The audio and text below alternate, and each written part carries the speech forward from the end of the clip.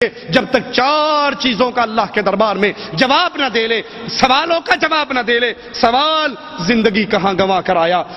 60 سال 70 سال اور 80 سال تجھے زندگی دی تھی، اس زندگی میں کیا کیا؟ اللہ کی توحید کے لیے کتنی محنت کی، توحید کی دعوت کو پھیلانے میں کتنی محنت کی، دین کو سیکھنے میں کتنی محنت کی؟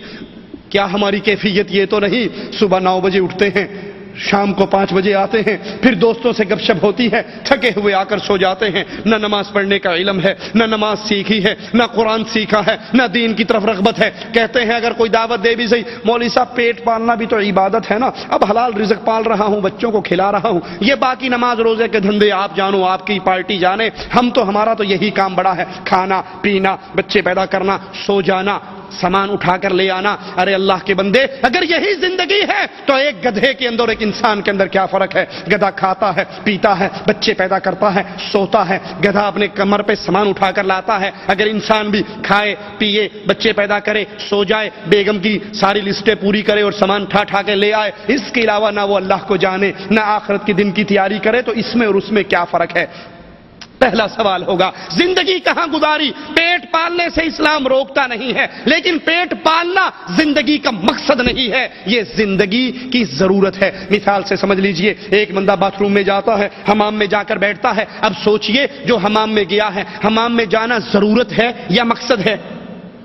ضرورت ہے، 5-7 منٹ لگا کے انسان باہر آ جاتا ہے۔ اب کوئی جائے اندر اور جا کے بیٹھ جائے اور ٹائم نکلے تو سگریٹ بھی لگا لے، حمام میں بیٹھا، یہی کام ہوتا ہے نا حمام میں، اور کیا ہوتا ہے؟ سگریٹ پیتے ہیں، کوئی بیڑا رکھتا ہے، کوئی پان کھاتا ہے، کوئی کبھی دیکھا آپ نے کسی نے حمام میں دودھ پیا ہو، روٹی کھائی ہو، سموسے کھائے ہو، پکوڑے کھائے ہو، بریانی کھائی ہو، حیدرآبادی کھٹا کھایا ہو، کبھی ہوا؟ نہیں ہوتا۔ کیوں؟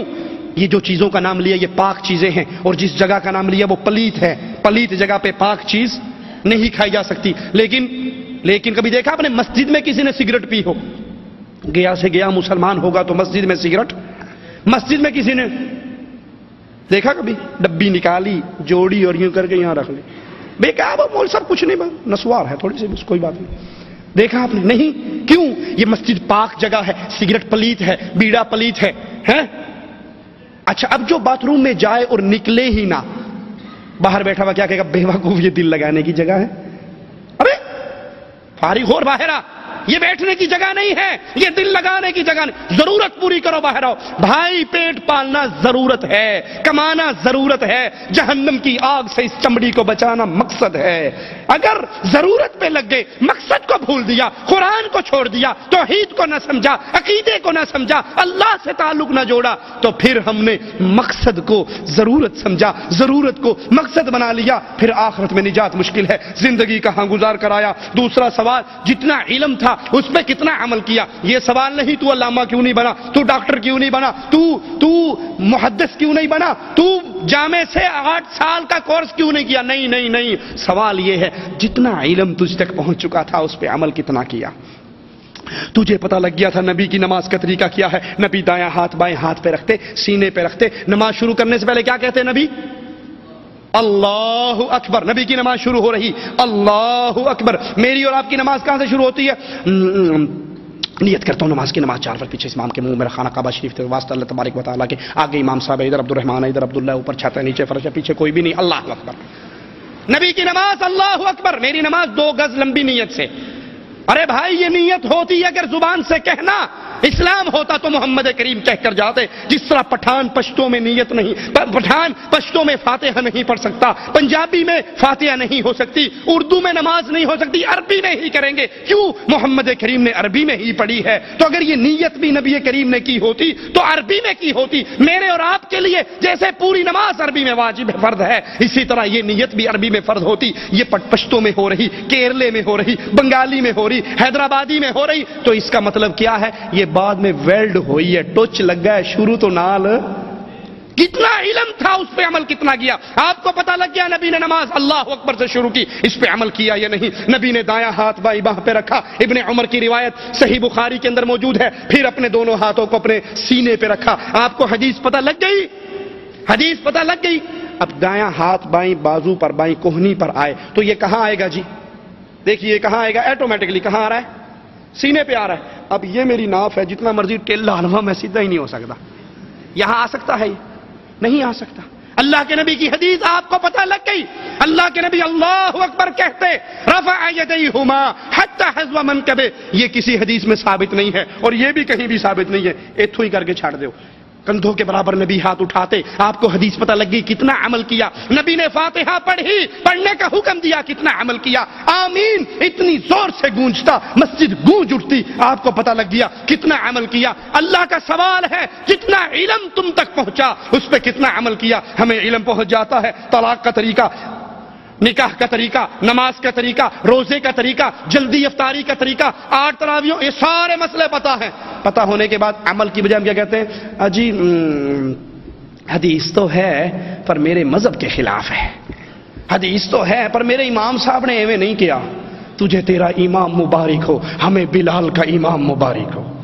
تجھے تیرا پیر مبارک ہو, ہمیں محمد الرسول اللہ مبارک ہو. تجھے بغداد کا مبارک ہو, ہمیں مدینے کا مبارک ہو. ہم یہ کہتے ہیں جب حدیث محمد آ جائے صلی اللہ علیہ وسلم, کائنات کی ہر بات کو ٹھوکر ماری جا سکتی ہے, محمد کی بات کو ٹھوکر کیوں؟ جس نے حدیث رسول کو ٹھوکر ماری اس نے محمد کریم کی بات کو نہیں, رب کی جنت کو ٹھکرا دیا.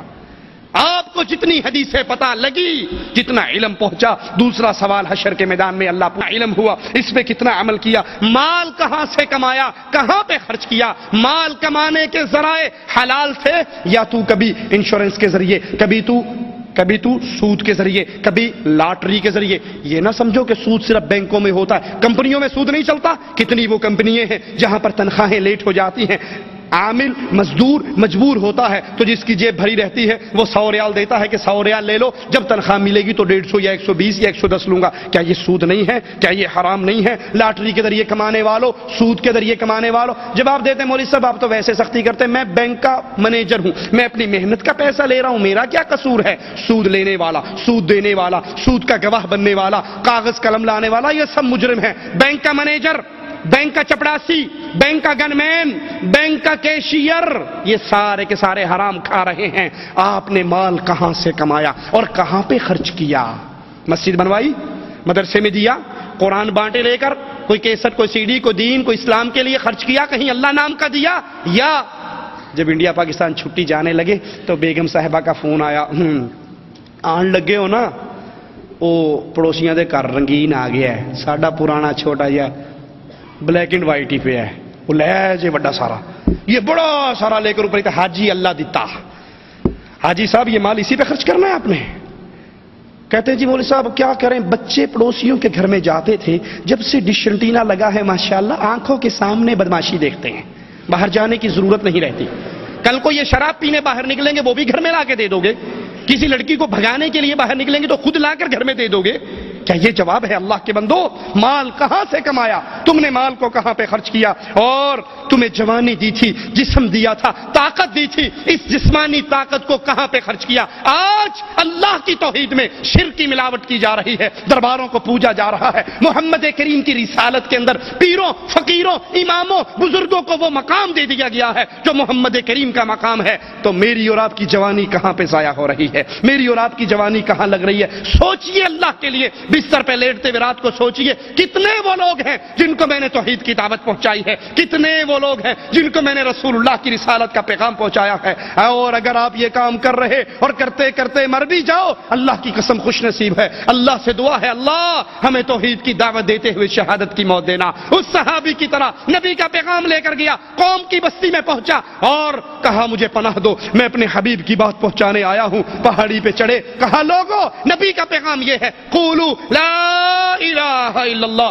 لا الہ الا اللہ کے اقرار کر لو. پیچھے سے کافر آتا ہے, نیزے کا وار کرتا ہے, نیزہ اس کی چھاتی کو چیر جاتا ہے, ادھر چھاتی سے نیزہ نکلتا ہے, زبان سے جملہ نکالتا ہے, فزت برب الکعبہ, کعبے کے رب کی قسم میں کامیاب ہو گیا. ارے بیوی تو تیری بیوہ ہو گئی, بچے تو تیرے یتیم ہو گئے, کاروبار تیرا لٹ گیا, تو کیسا کامیاب ہے؟ یہ دنیا کے لٹ جانے اور جنت کے سنور جانے کی کامیابی ہے. آپ کو جوانی ملی, آپ نے اس جوانی سے اللہ کی دین کی کتنی مدد کی ہے. صحیح مسلم میں ابو ہریرہ سے روایت ہے, اللہ کے نبی نے فرمایا, اللہ بندے سے کہے گا, اے فلاں کیا میں نے تیری تکریم نہیں کی, میں نے تجھے جوانی نہیں دی, میں نے تیری شادی نہیں کرائی, میں نے تیرے لیے سواری گھوڑا اونٹ مسخر نہیں کیا، تو وہ کہے گا ہاں اللہ تو نے مجھے عزت دی، جوانی دی، شادی کرائی، سواری دی، ساری نعمتیں تیری تھی۔ مالک کہے گا کیا تجھے آج قیامت میں میری